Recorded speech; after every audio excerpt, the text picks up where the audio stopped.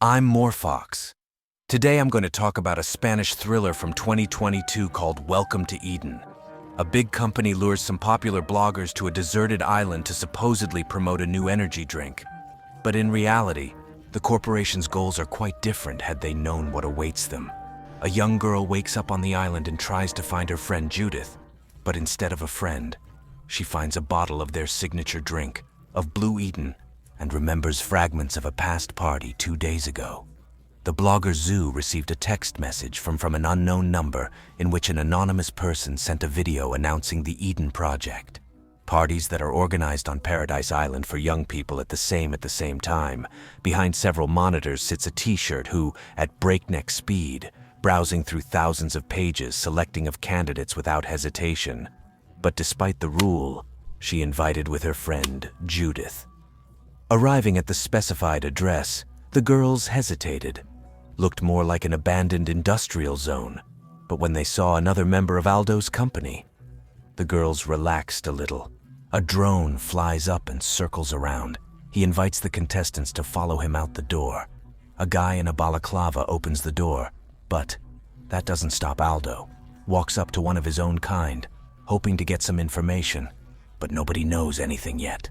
Suddenly the lights go out, and everyone is invited to go to the bus. The bloggers start to light up as soon as they get inside, waiting for the last passenger. Charlie, the bus is moving. The Whiskers are in for a memorable vacation. Open at dawn, and the inebriated participants go ashore where a boat is waiting for them. Boat at the entrance, all guests are screened, forcing them to leave their cell phones. Africa tries to bring a cell phone, but a security guard stops her, saying there will be no exceptions when the line of guests arrives. The security guard immediately finds out that she wasn't invited, and the call from the has to go without her friend. But a few minutes later, the guard gets a command to let both boats through. Sets sail, and the young and merry embark on an exciting journey. Micah and Astrid continue to look at photos of the contestants preparing for them some kind of weird girlfriend challenge. There's a joyous shout from the upper deck, and as they join the others, they see that a speedboat is approaching the contestants' island. The island are checked for cell phones and put on bracelets that make a sound as they clasp them together. To Judith, her bracelet doesn't make the characteristic beeping, and she asks for a replacement, but the receptionist refuses. The party on the beach party begins, and the friends order the strongest cocktails. Africa decides that she's been fooled, steps aside, and pulls a cell phone out of her boot. As the night progresses, Astrid takes the stage. The founder of this party, who announces that those with glow bracelets have been given a great opportunity to try the Blue Eden Energizer that the company has been making all along, and Bond sits apart from the rest of the crowd. And when his bracelet starts to glow, the guy hides it under his sleeve, but it doesn't help. The girl comes to him with a bottle of energy and finds the right words. One of the female employees at the island hears that the bartender, Fran, doesn't give the customer energy drink, and having settled the situation, she, together with her co-worker, corners Fran by reminding him that it's not the first time. But now the guy has to pay for his stubbornness. A friend in the crowd. The girl goes to the tent of the administration and accidentally witnesses Fran's punishment. By this point, everyone who's tried the energy drink, including Zoo, starts to lose their minds. Judith runs to the guy she's been dating to tell him about the marquee she'd seen, but the young man was clearly had other things on his mind. And by inviting another friend over, he quickly to distract her from the thrill of the Zoo's energy. The energy of the Zoo to the cliff which she is about to jump off, but is stopped just in time by a young stranger. Yes, with an Eric of the 5 contestants who should stay behind. Astrid suggests to place a bet. Her friend bets on the Zoo, assuring her that the girl is very strong, while the blonde bets Nabona wakes up on the edge of the Zoo trying to remember something, and in her, she finds an empty bottle of Blueid. The Blueid wakes up to the girl's scream. Charlie wakes up, but doesn't go to the rest of the zone. They see in the hangar, the girl finds Africa. Eventually, 5 people gather on the beach who have no idea what's going on. The drone shows up again, and the company has no choice but to follow him, and it's a long way to go. But eventually the guys are confronted by the sharpshooters and the party workers who welcoming them to Eden. The five remaining say that the boat with the rest of the guests sailed away. That's true to some extent, except that the guy on the boat who noticed they were missing a few people are also being told a bunch of noodles, explaining why they can't go back to the island for them at the same time. At the same time, the bartender friend who was having problems is trying to hide in a long part of the island. But too many people have been sent out to find him. The founder of Eden tells the guests about how they live on the island and in all of its tantalizing benefits. A commune of sorts has been organized with about 50 people living here, all of them working and contributing to a brighter, but what exactly they do, Astrid won't say. Java finds Fran under one of the stones, under one of the rocks, despite their friendship. The girl blows the whistle. The four friends from the A's are thrilled. Only Aldo suspects that it's wrong to forget on the island of people after a party that everyone going crazy over the energy is a little suspiciously. The guests are told that tomorrow a new boat will pick them up tomorrow. In the meantime, they can stay in one of the modules and have a great time. As soon as the company leaves the founder, they report that the problem with Fran has been solved. In town, Zoo's little sister tells father that the sisters haven't been home since Friday, but are busy with their personal lives. The man lets this. The boys are put in separate zoo modules, and Charlie's luckier more than the others. They end up as neighbors. The girl goes into her cabin, where a depressed and sad Claudia already lives. Claudia's in the same cabin as Nicholas, the guy who rescued the zoo when she was about to jump off the cliff. Aldo can't stop demanding that they explain what happened and get him off the island. One of the girls who was in the room with him warns him that they don't to ask so many questions. But Aldo has no intention of giving up, especially after the night he saw a neighbor walk up to the glass door and make a strange symbol with her hands and waited until everyone is asleep. He tries to escape, but once he finds himself on the street, he's chased by a drone in the morning. They take tests from the guests, citing the fact that they don't want to bring in any contagion from the mainland. The boys are given uniforms and told that returning to the mainland in possible weather does not allow the boat Charlie gets settled in and notices Claudia, with whom he tries to make a conversation, but the girl runs away without saying a word to Zoo too.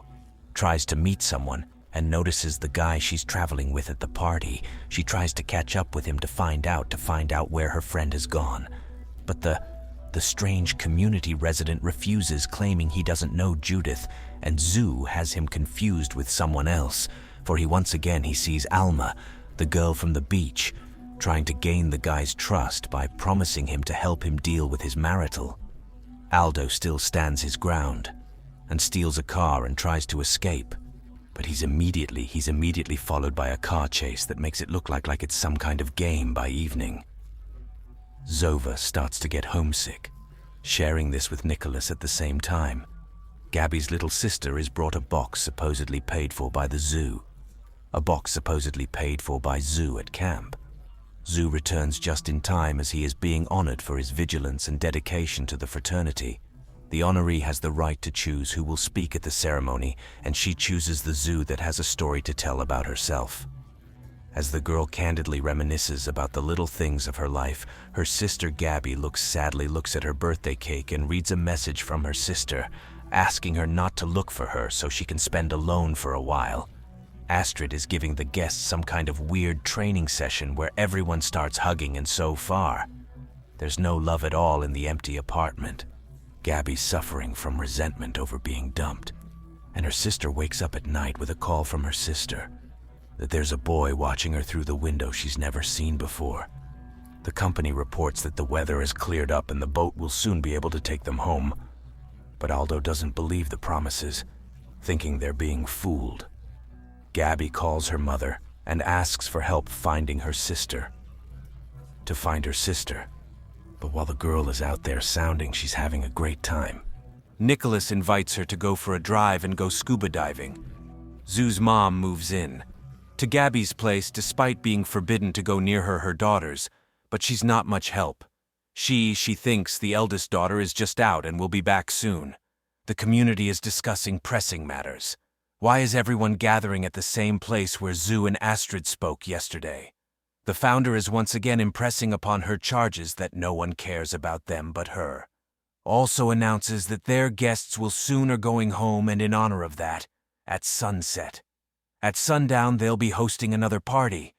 The young people hurry to get ready, picking out outfits from what they've been given, and only Aldo is tensely waiting to sail home with a premonition that it's won't be so easy at the opening of the party. Astrid asks Bonus to play on the piano, and while everyone is distracted, Aldo throws the bracelet away and tries to get out. Charlie meets a t-shirt. The local DJ and tech genius who oversees everything around here talks her into to put on some rhythmic music. The guy doesn't realize he's back on Blue Eden. Astrid finds Africa, who's gone ashore tired of endless parties and living outdoors. Nature, the founder invites the girl with her and is spotted by Aldo, who decides to follow Charlie, trying to get to know Claudia better, but the girl utters a phrase that scares the guest. She says that neither of them will get off the island alive until Astrid and Eric's been noodling around Africa about his global plans to save the world. Aldo tries to make his way to the boat and succeeds at dawn. Zoo's still not resting to walk with Nicholas on the beach. Saying goodbye, the girl decides to have a good time. And they have a good time. Aldo wakes up in the hold and gets out. They see one of the girls from the island, who punishes the guy severely for running away. When Africa comes down to breakfast, discovers that she had agreed the day before to stay in Eden forever, but she doesn't remember anything. She can't remember.